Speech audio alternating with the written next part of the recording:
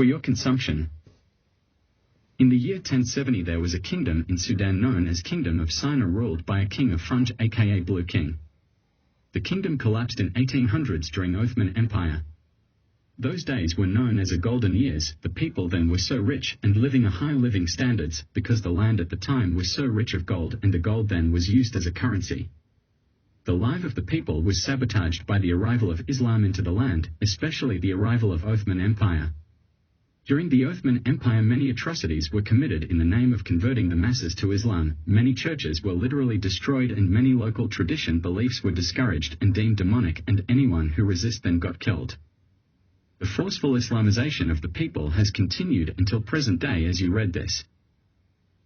Foreign cultures and traditions and religions has never done any goods to the indigenous people anywhere in the world. Right now Islam is growing at rapid speed without anyone actually taking notice in the country, and to my own personal concern this is not a good sign. And not only Islam that's so concerning, the Christianity on the other hand has taken so much influences in the country.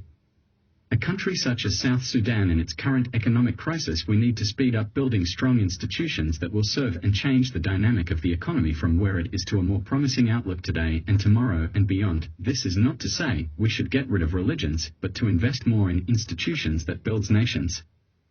Having more churches and mosques may be good for self-salvation, but in the sense of developing the nation and the people, allowing religious institutions overcrowd the nation is not in the best interests of the country.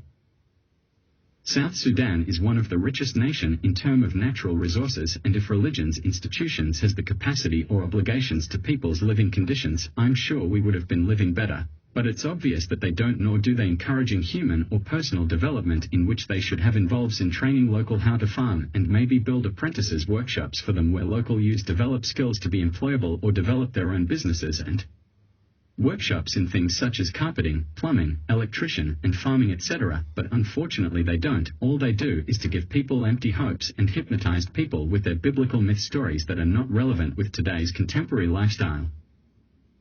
South Sudan now need more schools and vocational training institutes and universities for higher education, not so much of churches and mosques.